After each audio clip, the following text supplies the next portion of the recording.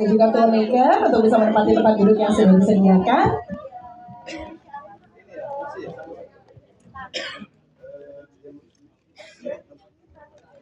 Iya, dan nanti juga kalau nggak salah dari kementerian akan mengajak keluarga-keluarga Indonesia untuk menonton film Panggil Aku Ayah bersama-sama. Jadi ditungguin aja nih, kalau misalnya ada yang mau nonton duluan, bisa banget cari informasinya langsung ya. Terima kasih sekali lagi.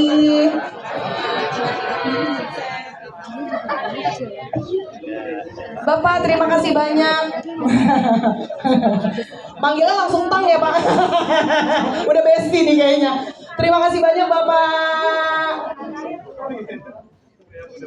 Ibu juga terima kasih banyak atas kehadirannya.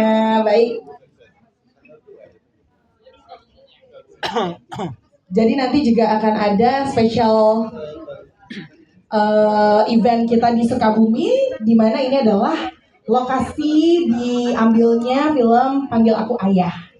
Seperti itu. Oke, silakan.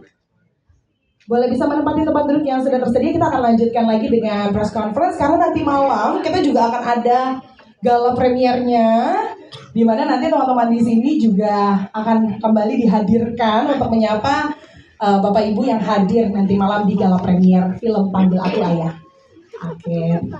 Teh, izin Teh, silakan menempati tempat duduk yang sudah tersedia. Oke. Sambil menunggu, boleh di sini kali ya kita cek lagi semangatnya. Tepuk tangannya masih semangat gak sih? Wow, ternyata masih semangat ya. Film Panggil Aku Ayah.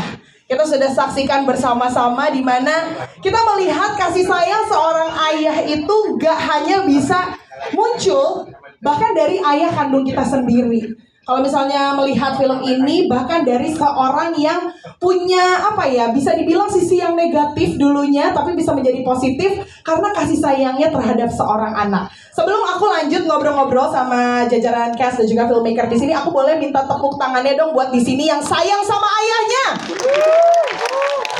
Semua sayang sama ayahnya, yang punya memori-memori baik bersama ayahnya, tepuk tangannya boleh.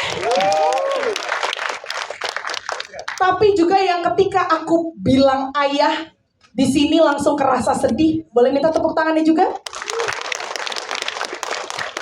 Banyak ternyata ya. Jadi ketika kata ayah itu disebutkan, gak cuma happy aja nih ternyata, tapi juga ada haru, sedih, bangga mungkin yang muncul di benak kita semuanya ketika mengingat sosok ayah kita sendiri. Tapi langsung saja mungkin tanpa berlama-lama kita langsung ngobrol-ngobrol. Di sini juga sudah hadir Teh Anggia. Hai. Halo, selamat sore semuanya. Sore Teh Anggia. Ini lagi dan lagi ya, Visinema Studios ini berhasil bikin kita haru, tapi juga senang, ketawanya juga ada. Kalau belum lama kita ke flashbacknya tuh sama Jumbo dengan animasi yang gak cuman happy aja, anak kecil aja, tapi juga inner child kita terguncang di situ. Nah di sini juga inner child saya terguncang juga dipanggil Aku Ayah ya. Sebagai salah satu yang kalau tadi Bapak Menteri bilang fatherless, ya saya sebenarnya kurang lebih mirip-mirip. Makanya tadi juga ikutan nangis pas nonton. Tapi kalau dari Teh Anggia sendiri, sebenarnya dari film Panggil Aku Ayah, apa sih yang sebenarnya mau diangkat, mau diceritakan untuk teman-teman di sini? Dan mungkin Teh Anggia juga ada cerita mungkin dengan ayah. Boleh dong Teh di-share di sini. Terima kasih Ovi. Terima kasih buat teman-teman semuanya. Senang ketemu lagi.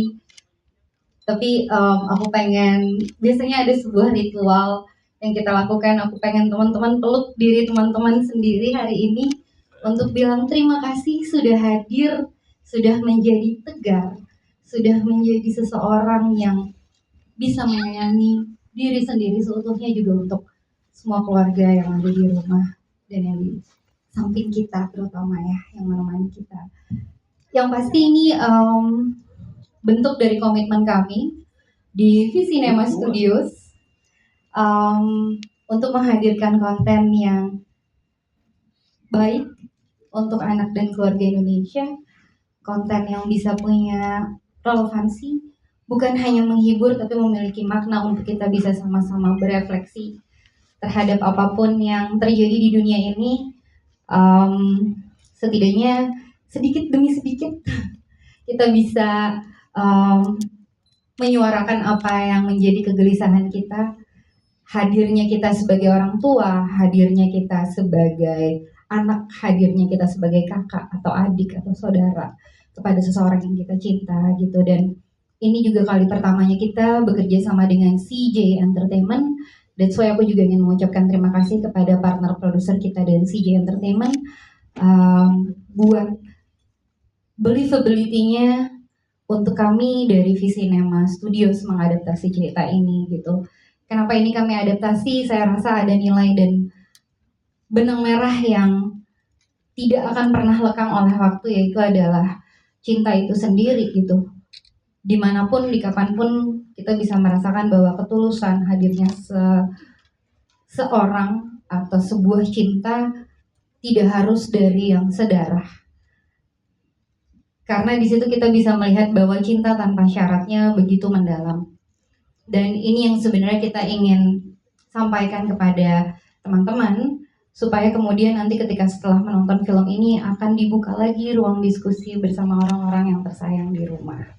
Kira-kira seperti itu. Dan saya juga ingin mengucapkan terima kasih kepada Kang Benny Setiawan, karena setiap dari cerita yang kita hadirkan tentunya banyak sekali terselip pengalaman pribadi dan kehidupan kita yang kemudian bisa divisualisasikan dengan luar biasa menarik. Kira-kira seperti itu sih, Ovi. Baik, Teh Anggia, terima kasih banyak. Tapi karena tadi sedikit mengutip ada mungkin kejadian dari hidup kita sendiri. Kalau dari Teh Anggia, ada nggak momen mengingat ayah mungkin dari film Panggil Aku Ayah?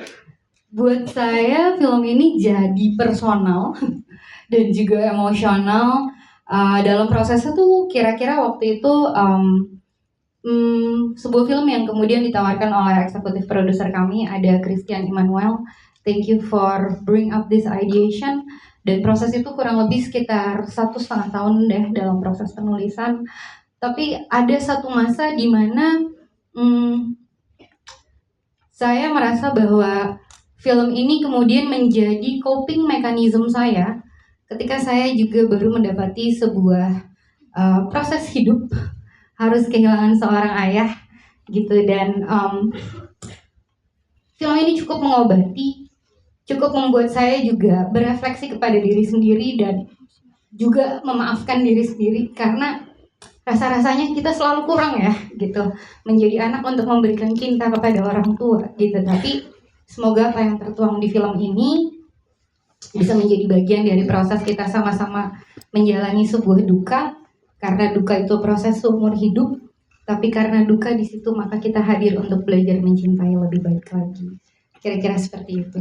Terima kasih Teh Anggia sudah bercerita ke kita semuanya. Jadi ini juga salah satu bentuk untuk Teh Anggia bisa mengenang ayahanda seperti itu. Sangat indah sekali ceritanya Teh Anggia. Terima kasih banyak. Tapi mungkin salah satu yang juga jadi sesuatu yang aku notice banget di film ini itu adalah lagu Tegar miliknya Teh Ocha. Sebentar, lagi nangis, sabar. Sabar. Ya ini saya build dulu makanya biar nggak nangis lagi. Sebentar, memang tadi tidak disangka-sangka, tidak dianya, tidak diduga, langsung Terpancing anjir. tidak ada kesedihan. Biar panjang TikTok, kan ini masih bocor tuh. Teman-teman ada kanebo aja nggak?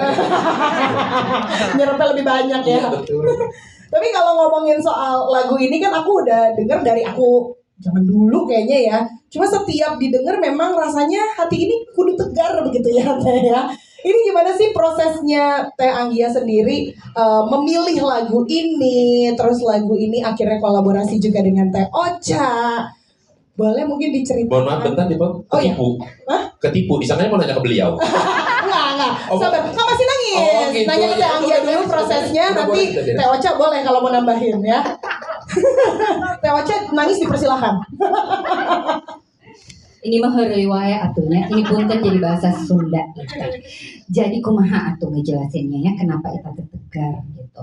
Jadi sebenarnya bener banget, terima kasih buat Teh Ocha sama Teh Meli yang udah dengan sangat sepenuh hati menciptakan lagu ini. Tadi pas ngobrol kita baru sadar bahwa ini adalah lagu dari 26 tahun yang lalu, which ini hampir 3 dekade lagunya. Tapi lagi-lagi kalau kita ngomong soal bahasa cinta, mau berapa dekade pun rasa-rasanya lagunya tetap evergreen. Lagunya rasa-rasa tetap kena di hati. Dan interpretasi daripada kata tegar itu bisa jadi banyak. Bukan cuman sama pasangan hati, tapi bisa juga dengan buah hati. Tapi bisa juga dengan orang tua atau seseorang yang kita nggak pernah tahu ya. Kemudian akan menjadi jodoh kita.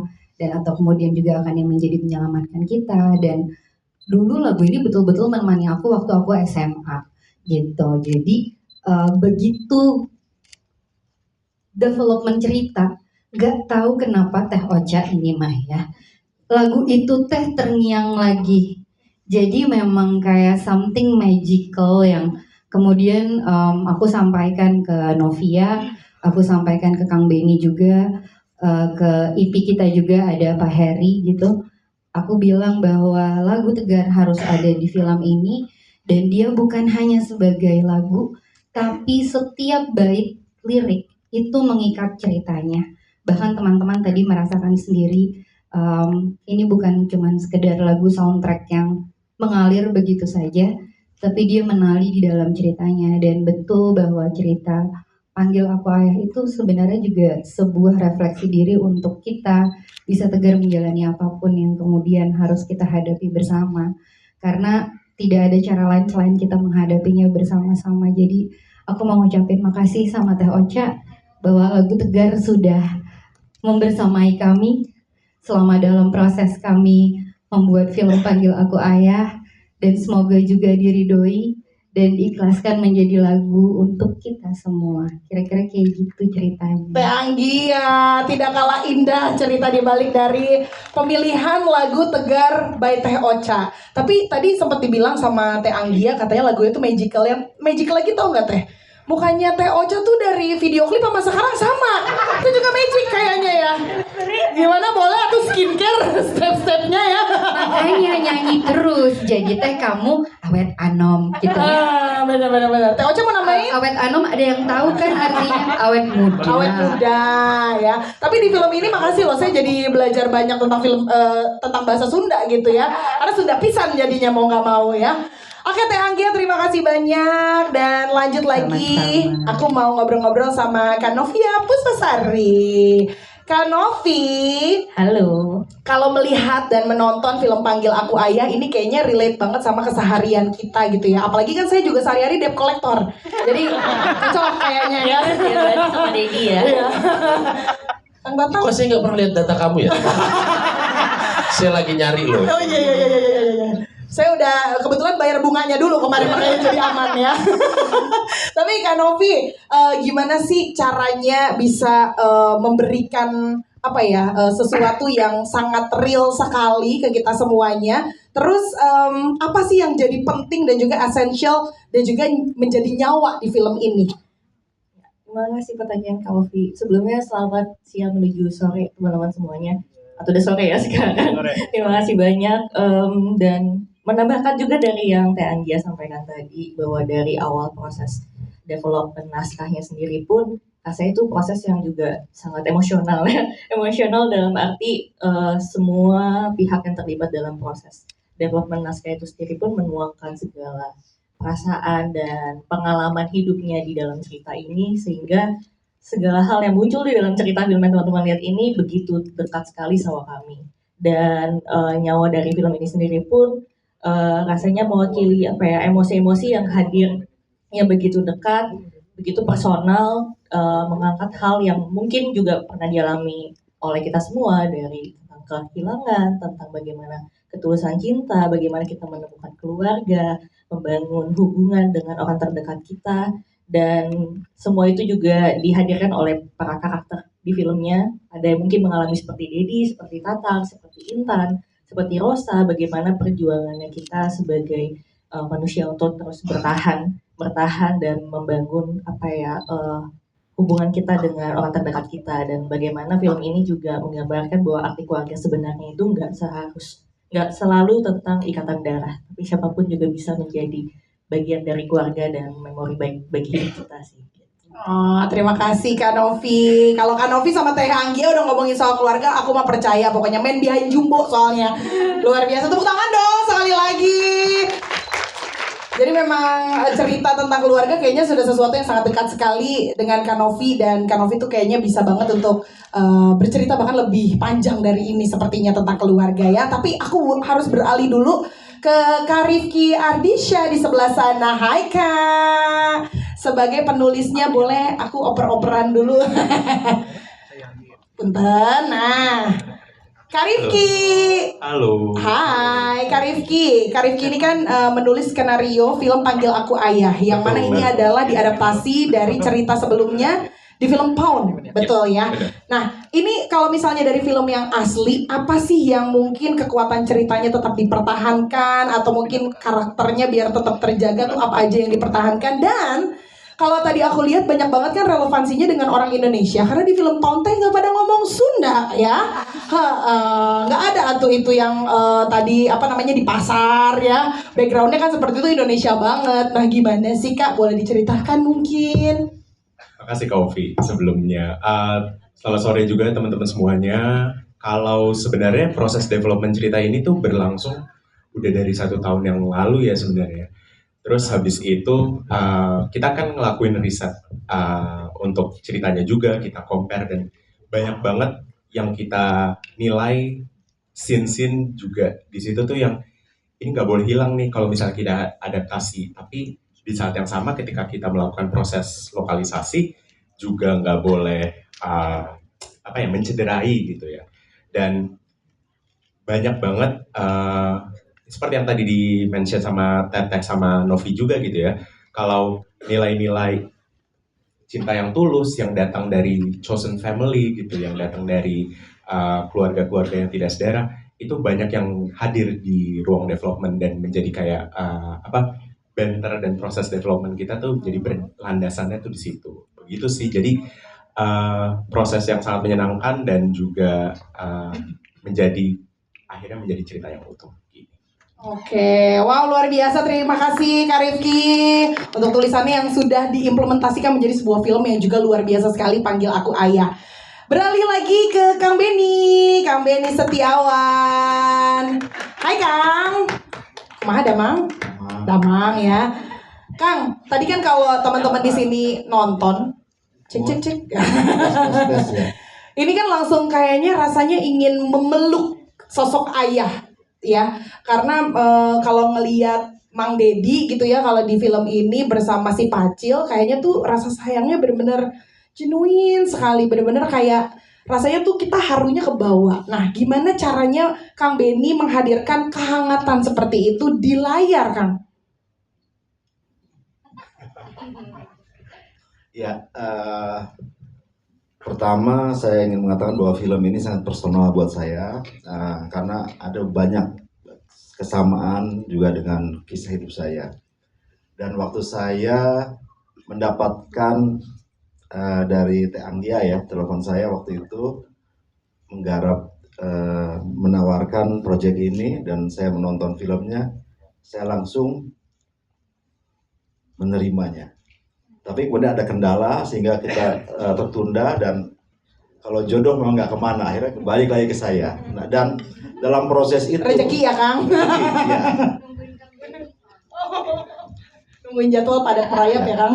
Ya, dan setelah itu saya mencoba untuk dengan Teh Anggia untuk mencari bentuk ya, maksudnya sesuai dengan karakter dari film Korea yang akan diadaptasi dalam bahasa Sunda di Sukabumi.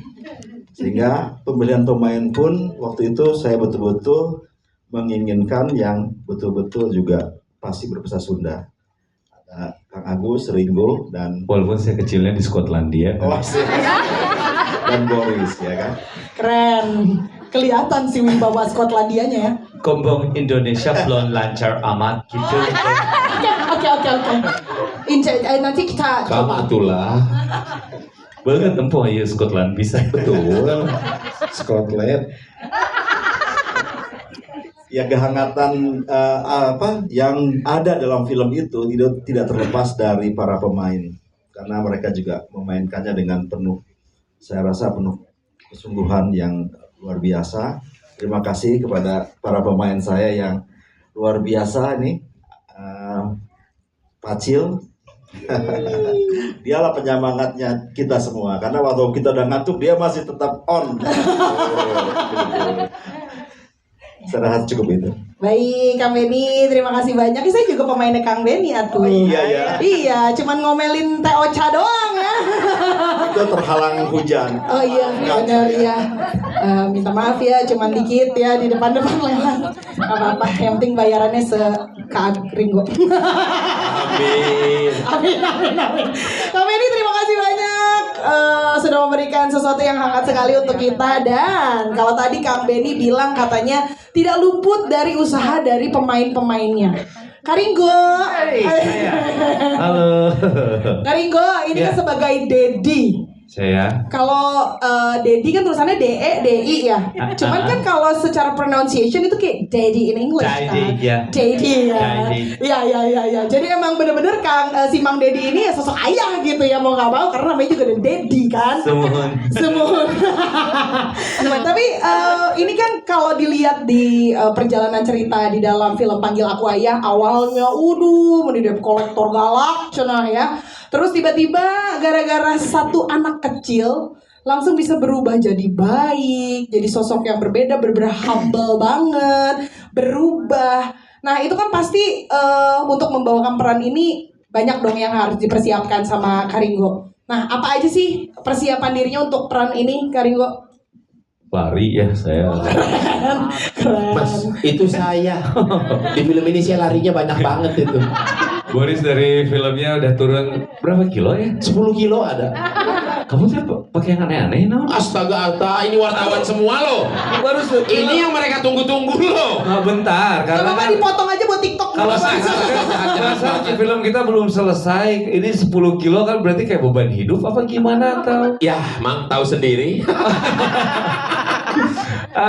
Iya, menyenangkannya adalah ini kan kerja saya kedua ya. Maksudnya menjadi sosok ayah yang kedua barengan sama Visinema, dan selalu senang dengan karena saya memang ayah beneran. Saya tuh udah bapak-bapak pisan, bapak-bapak, dan harus memerankan karakter ayah gitu ya. Karakter ayah saya tuh selalu menikmati gitu, selalu menikmati dalam perjalanannya seperti itu. Belum lagi ketemu sama Boris, kita baru pertama kali ya. Betul, Ya, untuk bekerja. Iya. Untuk bekerja baru pertama, terus anjir ternyata orang ini Sunda pisan gitu. Jadi saya banyak belajar Sunda dari Boris, bahkan ya karena waktu di sekolah saya nggak ketemu tuh. Oh, Cupoponggi? Tuponggi. Oh, Cuponggi. Oke, Cuponggi. Biasa dahar go hemo. Gorengan. Oh, bala-bala aja. Jadi ini tuh seperti apa ya? Dulu film pertama pakai dialek Sunda. Akhirnya lama nggak ketemu dialek Sunda itu. Dapat lagi di sini. Menyenangkan banget gitu. Belum lagi yang paling akrab adalah cerita tentang utang piutang ini kan di kehidupan nyata juga banyak ya. Kalau di kita, aku juga ada, Kak. ada ya. Sabar ya. Gitu. Terus kayaknya ceritanya relate gitu dengan kehidupan sehari-hari dan apa kan. Iya, banyak cerita tentang debt collector yang kita lihat di sosial media segala macam, bahwa mereka juga manusia yang mengerjakan tugasnya kan gitu. Jadi kalau misalnya ini dari sisi yang lebih humanis kayaknya menarik ya gitu untuk diperankan. Dan untung saya mendapatkan jajaran pemain yang banyak membantu saya. Boris yang sungguh-sungguh, Echa yang luar biasa, Tisa yang juga pacaran mulu. Nah, Terus, sorry. Nggak, tapi dia punya Itu pacar. terlalu rule of three, iya Pak. Iya, tapi kan baik-baik kan sama pacarnya baik kan. Orang kan Desita. acting Iya. satu kehidupan pribadi. Sorry. Desita juga yang luar biasa, pemain-pemain yang saya kagumi. Jadi timbul kesan kalau misalnya, aduh jangan sampai saya mengecewakan gitu. Saya melihat teman saya yang sungguh-sungguh ini, jadi takut mengecewakan. Jadi itu yang paling saya takut kalau udah ketemu sama jajaran yang luar biasa, bijak teu aing. Oh, keren. Aduh, dipancing terus mau harus dikasih ya. Tapi Kak Ringo, karena tadi bilang sosok ayah, sehari-hari juga jadi ayah gitu ya. Betul. Untuk anak-anak. Ya. Ada sesuatu yang sangat relate banget gak sih selama memerankan Mang Dedi ini? Nganterin sekolah kali? bagian sholat itu juga menarik. Oh. Ya maksudnya gini, saya halo. Karim tuh biasa jadi imam ya di rumah Imam Darto. Sebentar. Jadi anak saya tuh sekolah di sekolah Islam, beberapa surat hafalan tuh mereka tahu gitu ya, sedangkan saya terbatas. Maaf. Kulhu lagi. Kul and the gang saya tahunya benar kul huwallah, kul a'udzu birabbin nas, kul a'udzu birabbil falaq, the gangnya ina atau ina yang pendek-pendek. Nah tiba-tiba pada suatu hari ya anak saya menanyakan disuruh menghafal sama gurunya surat apa gitu ya. Terus saya langsung, emang ada surat itu? Jadi ketika di adegannya tadi kan ke selibet gitu ya. Jadi apa yang membetulkan pacil tuh Doa makan jadi doa tidur. Iya, itu tuh sebagai ayah tuh getar sih gitu. Getar ketika anak saya dalam kehidupan nyata kayak Bapak sholat yuk, waduh gitu getar gitu. Saya nggak sama sekali tidak bisa menolak itu gitu kalau anak saya yang berbicara dan ini ada pacil. Jadi sosok yang sayang ke pacilnya juga pelan-pelan kan gitu. Bahwa sosok yang nggak pernah mikir ada sekitarnya bakal ada anak, terus sosok yang nggak pernah mikir kalau dirinya akan tersentuh gitu, nggak pernah tahu. Mungkin dia juga sebel karena ngeliat pacil pertama kali juga udah ribut mulu, terus berisik anak ini gitu, terus nakal. Tapi di satu sisi kan memang ternyata tanpa dia sadari bikin hidupnya Mang Dedi jauh lebih baik seperti di kehidupan saya nyata. Anak-anak saya membuat hidup saya jauh-jauh lebih baik gitu. Wow, luar biasa. Edan ya? Baru rakoel. Tadi kalau misalnya ngelihat ada satu adegan yang nganterin Pacil ke terminal, terus wajahnya Mang Dedi ke zoom, Benar. bawaannya kita sedih banget. Padahal kamu cuma diem doang ya kak? Iya sih.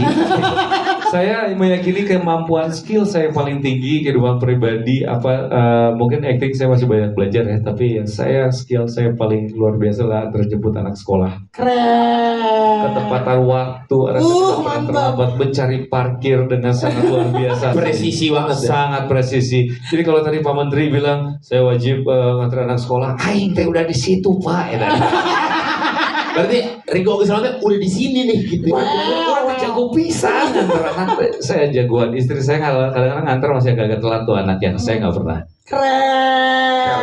Karena- Sosok ayah idaman. Ya karena istri saya pakai mandi dulu, naon karena saya mah langsung gitu.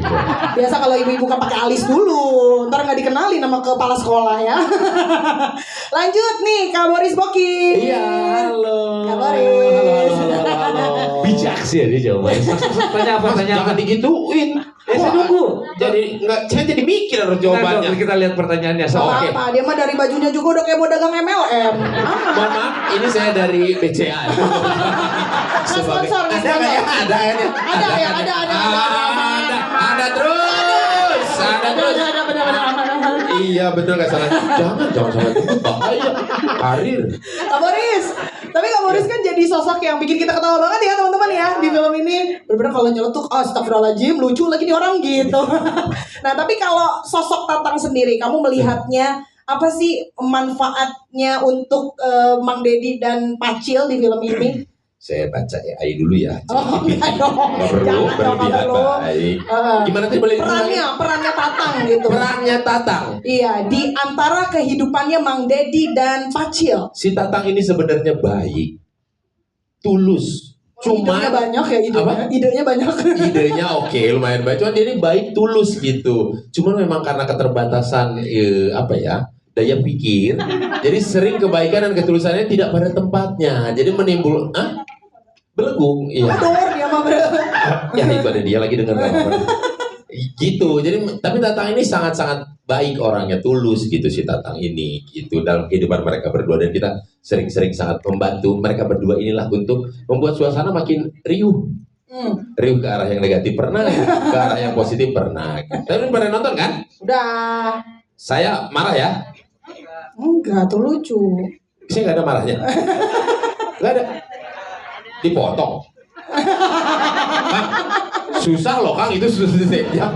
Oh ada. Tidur nih pada ya ampun. Oh Ya, marahnya marahnya lucu. lucu, iya, Iya iya. Boris ini kan dikenal dengan komedi-komedinya. Mas ini terlalu baca Google itu Google. Biar mana mikir jawaban setelah ini orang Ngelihat pertanyaannya. Diambil. Sorry Ovi, tadi Ya, cuma pastiin. aman aja, Ya, aman nggak aja. salah. Gitu, Tapi kan Ovi. kalau dilihat juga si Tatang ini kan gak cuman lucunya aja, tapi juga Ya. emosionalnya juga kita kebawa lah ya sama Ya. sosok Tatang ini. Mungkin ada cerita di balik dari gimana caranya membawa emosi itu padahal harus tetap lucu loh.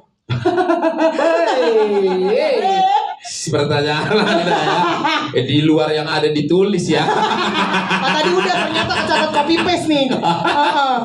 Gitu ya, memang di film ini kan kenal sama Kang Ben juga sudah dari lama gitu. Dia bilang Tang ini Tang ada, bukan belum Tang sih waktu itu ya, masih Boris ya, masih Boris nih film ini kamu ada jadi orang Sunda begini.